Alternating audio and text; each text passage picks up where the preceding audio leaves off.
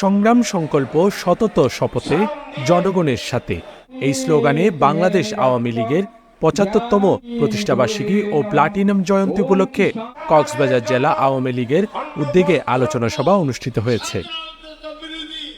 ২৪ June বিকালে public লাইব্রেরির শহীদ দৌলত ময়দানে এই আলোচনা সভা অনুষ্ঠিত হয়।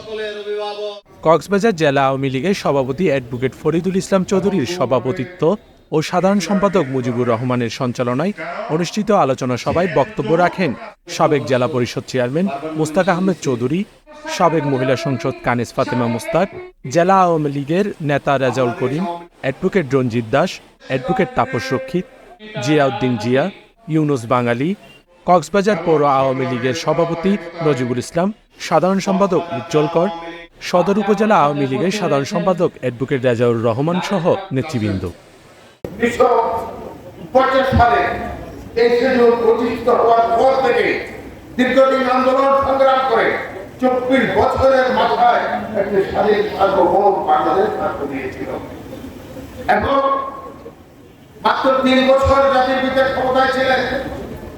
পোড়ামাটির দেশ বাংলাদেশ না ছিল, টাকা পয়সা না ছিল, রাস্তাঘাট না ছিল, কিন্তু যখনই বঙ্গবন্ধুর দেশ খারাপ লক্ষ্যভাবে উন্নয়নের দিকে এগিয়ে নিয়ে যাচ্ছিলেন। আজকে টেলিভিশনে পর্দায় গেলে তারা শোনাইছো আগা বাংলাদেশ তারা সৃষ্টি করেছে, বাংলাদেশ তারা নির্মাণ করেছে, পাকিস্তান থেকে আমরা ছুটে এসেছি বিএনপি জামাতের যুদ্ধ লড়াই সংগ্রামের মধ্য দিয়ে তারা এটাই প্রমাণ করতে চায়। বেগম খালেদা জিয়াও বারবার রাষ্ট্র ক্ষমতায় এসে এই মানুষের ভাগ্য নিয়ে ছিনিমিনি খেলেছে, মানুষের অর্থ সম্পদ লুণ্ঠন করেছে, যার কারণে 1/11 সময় তার বিরুদ্ধে যে বিচারগুলো হয়েছিল সেই বিচার উনি সাজাপ্রাপ্ত হয়ে জেলখানায় ছিলেন।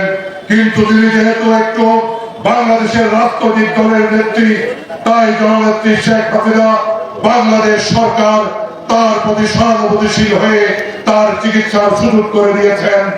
আলোচনা সভা শেষে অনুষ্ঠিত হয় সাংস্কৃতিক অনুষ্ঠান। আগামীকাল বৃক্ষরোপণ কর্মসূচির মাধ্যমে শেষ হবে বাংলাদেশ আওয়ামী লীগের ৭৫তম প্রতিষ্ঠাবার্ষিকী ও প্লাটিনাম জয়ন্তী উপলক্ষে কক্সবাজার জেলা আওয়ামী লীগের ৩ দিনব্যাপী কর্মসূচি। News desk, CCN.